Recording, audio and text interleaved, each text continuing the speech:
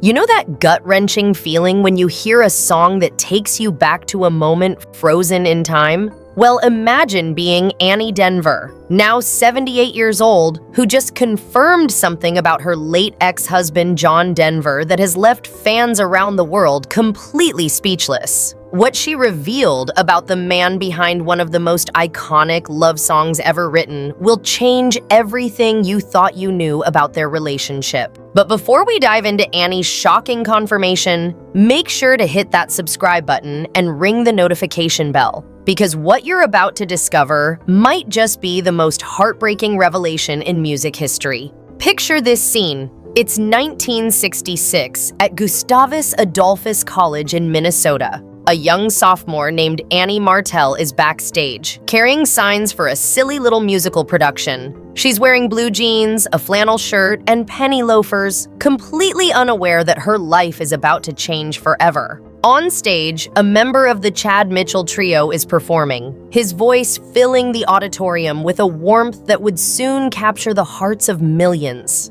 That musician was Henry John Deutschendorf Jr., soon to be known to the world as John Denver. What happened next sounds like something out of a movie. After the show, their eyes met, and John was instantly captivated. But here's what most people don't know. John still remembered exactly what Annie wore that night decades later, down to the penny loafers. They started exchanging letters, and within 9 months, they were walking down the aisle on June 9th, 1967. It was a whirlwind romance that seemed destined for greatness. But Annie Denver's recent confirmation reveals that destiny had other plans. For 50 years, fans have wondered about the real story behind Annie and John Denver's relationship. The public saw the perfect couple, the romantic songs, the idyllic life in Aspen, Colorado. But in a groundbreaking 2022 interview on the Mobituaries podcast with Mo Rocca, Annie Denver, now living quietly in that same Aspen she once shared with John, dropped a series of bombshells that sent shockwaves through the music world. When Mo Rocca sat down with Annie at the John Denver Sanctuary in Aspen, a place where John's lyrics are literally carved in stone, he asked her to read the words to Annie's song. What happened next left everyone in tears. Annie, her voice breaking with emotion, confirmed that she still can't hear the song without crying. But that was just the beginning of her revelations. Here's the shocking truth Annie confirmed. The song that millions of couples have used as their wedding song, the ballad that seems to capture perfect love, was actually written after one of the worst fights in their marriage. John had come home after a terrible argument, and in his desperate attempt to make peace, he went skiing alone on Ajax Mountain in Aspen. As he sat on that ski lift, suspended between earth and sky, the words poured out of him like a confession.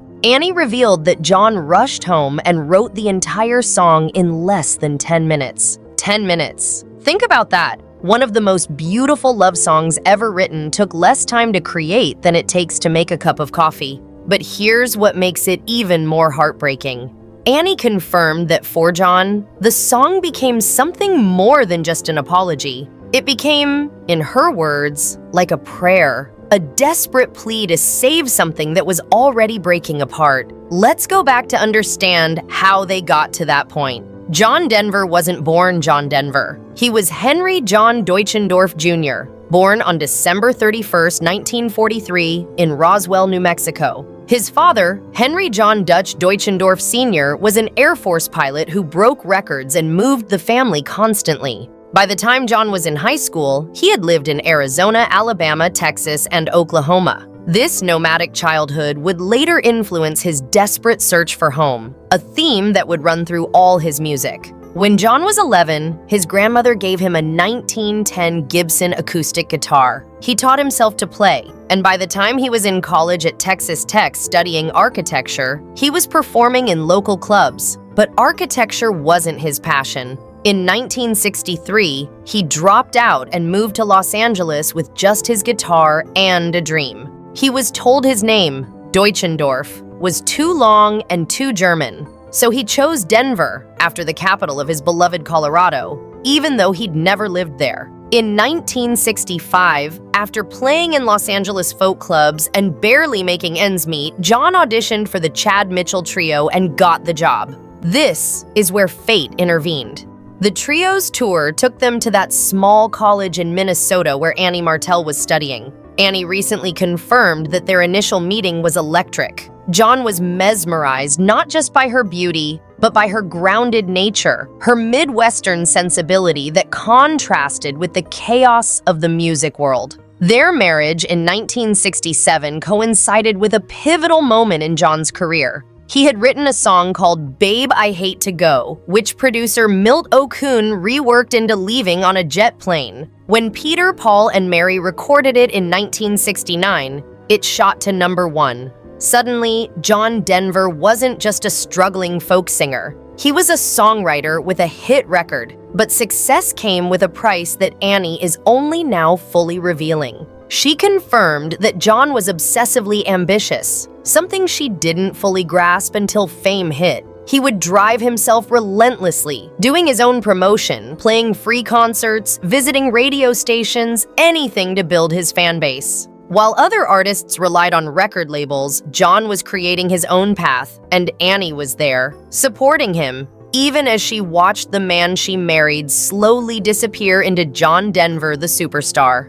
The year 1971 changed everything. John released Take Me Home, Country Roads, a song he co-wrote with Bill Danoff and Taffy Nevert. The song almost didn't happen. John was driving through Maryland, not West Virginia, when inspiration struck. But that didn't matter. The song captured something universal about longing for home, and it exploded onto the charts. Suddenly, John Denver was a household name. Annie confirmed that this was when the cracks really started to show. They had moved to Aspen, Colorado, John's dream location, and built a home on a large piece of land. John wrote Rocky Mountain High there, another massive hit that Colorado later adopted as a state song. But while John was writing about the peace of nature, their home life was anything but peaceful. Here's a detail Annie revealed that nobody knew. The couple desperately wanted children, but couldn't conceive naturally. This struggle, happening while John was singing about love and family to millions, created an underlying tension that colored everything. They eventually adopted 2 children, Zachary John and Anna Kate.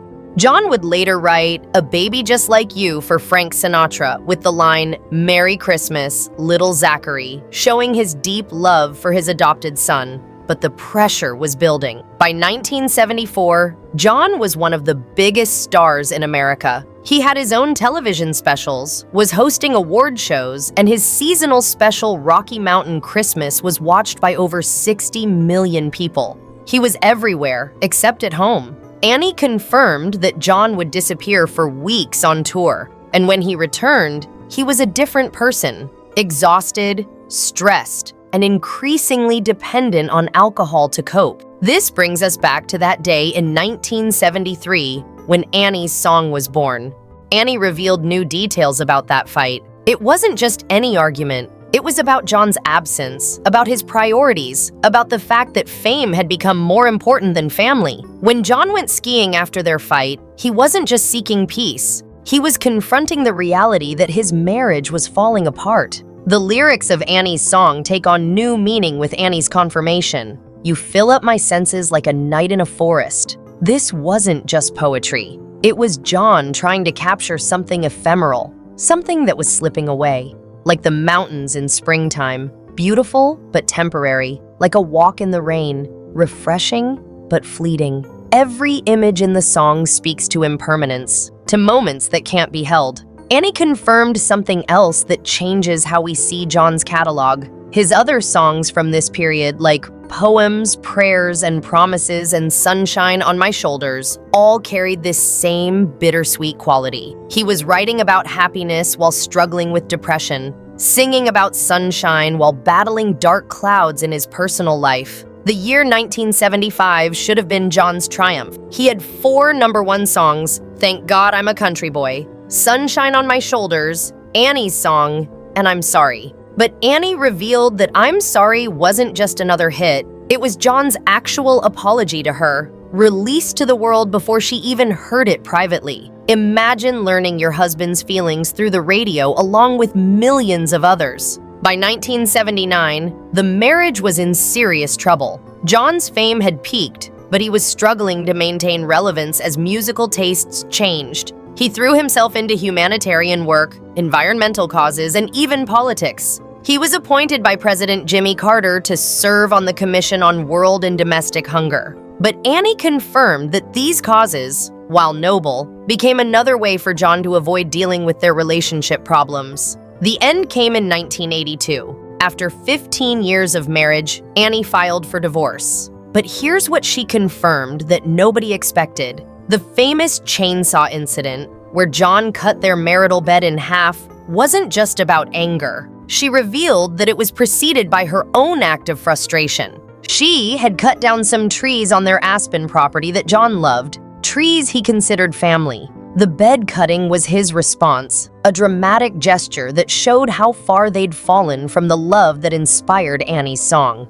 After the divorce, John spiraled. Annie confirmed that she watched from afar as he married Australian actress Cassandra Delaney in 1988. That marriage was even more troubled, lasting barely 3 years. Cassandra would later describe John as controlling and vindictive. He had a daughter with Cassandra, Jessie Bell, the only biological child he would ever have. The 90s were dark years for John. Multiple arrests for drunk driving, the loss of his pilot's license, depression that seemed to deepen with each passing year. Annie revealed that despite their bitter divorce, she was heartbroken watching his decline. The man who had written about Rocky Mountain highs was experiencing devastating lows. Then came that fateful day, October 12, 1997. John had just purchased an experimental Long Easy aircraft, a plane he'd owned for only 2 weeks. Annie confirmed that when she heard about the purchase, she was worried. John loved flying, had over 2,700 hours of flight experience, but he was known for taking risks. The investigation into John's crash revealed horrifying details that Annie says still haunt her. The plane's fuel selector valve was positioned behind the pilot's left shoulder, requiring him to release the controls and turn completely around to switch fuel tanks. This wasn't standard design. The plane's builder, Adrian Davis, had modified it from the original plans. That modification would prove fatal.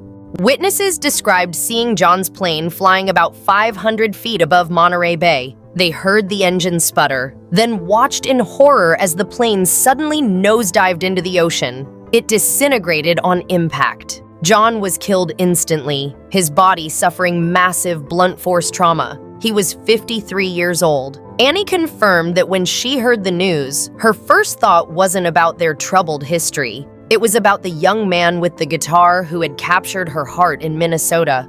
She became the legal administrator of John's $60 million estate and made sure all 3 children, including Cassandra's daughter Jessie Bell, received equal shares. But here's the most powerful thing Annie confirmed. Despite everything, the anger, the divorce, the chainsaw incident, she never stopped loving the man John was before fame consumed him. She revealed that she keeps one photo from their early days, before the hits, before the tours, before everything fell apart. In it, they're just 2 kids in love, sitting by a campfire in the Colorado mountains. Today, Annie lives quietly in Aspen, in a $4 million home not far from where she and John once built their dreams. She drives a Mercedes-Benz, has an estimated net worth of $1 million, but she confirmed that money means nothing compared to what was lost. She helped design the John Denver Sanctuary, where fans come to remember him, where his lyrics are carved in stone, where she sometimes goes alone to remember the man behind the myth. Annie's most shocking confirmation came when she discussed what John told her shortly before his death. They had run into each other in Aspen, and John had said he finally understood what Annie's song was really about. It wasn't just about her. It was about everything he was losing: his youth, his innocence, his ability to simply be Henry John Deutschendorf Jr. instead of John Denver. She confirmed that perhaps love, the song John recorded with Placido Domingo, captured his true feelings about relationships. Love was a shelter, a window, a door, but also something that changes, evolves, and sometimes ends. This wasn't cynicism, it was wisdom earned through pain. The John Denver Celebration Week happens every October in Aspen. Annie confirmed she attends privately, usually early in the morning when no one else is around. She stands before the boulder where Annie's song is engraved and remembers not the superstar, not the troubled man he became, but the young musician who wrote her letters and remembered her penny loafers. What makes Annie's confirmation so profound is what it teaches us about fame, love, and the price of dreams. John Denver gave the world songs that defined a generation, but the cost was the very thing he sang about. The simple love of a Minnesota girl named Annie Martell who became Annie Denver, and then became Annie Martell again. Today, at 78, Annie Denver has given us permission to see their story not as a failure, but as a deeply human tale of two people who loved each other but couldn't survive the tsunami of fame. She confirmed that Annie's song, despite its origins in pain, remains a testament to the power of love, even love that doesn't last forever. The most heartbreaking part of Annie's confirmation, she still can't listen to the song without crying. Not because of anger or regret, but because for 2 minutes and 58 seconds she's transported back to when love was simple, when John was just John, when the future held nothing but promise. As we remember John Denver 26 years after his death, Annie's confirmation reminds us that behind every legend is a human being. Behind every love song is a real relationship with all its complexities. And behind every tragedy is a story of what might have been. If you were moved by Annie's story, leave a comment below sharing your thoughts or your favorite John Denver memory. And don't forget to subscribe and hit that notification bell for more untold stories from music history that will change how you see your favorite artists. Because sometimes the most powerful revelations come not from what we uncover, but from finally understanding what was there all along. Until next time, remember that every song has a story, and every story deserves to be told.